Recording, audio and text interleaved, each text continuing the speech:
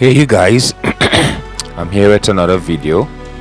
I just can't believe, right, that the UK government pledged $2.5 million to Jamaica after that devastation hurricane. And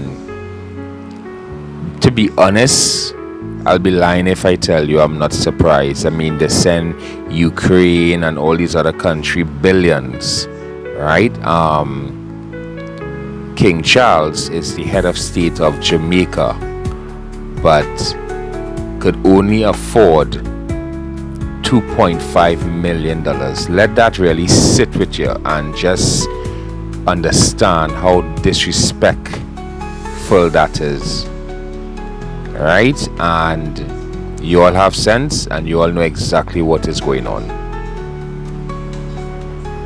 Leave your comments.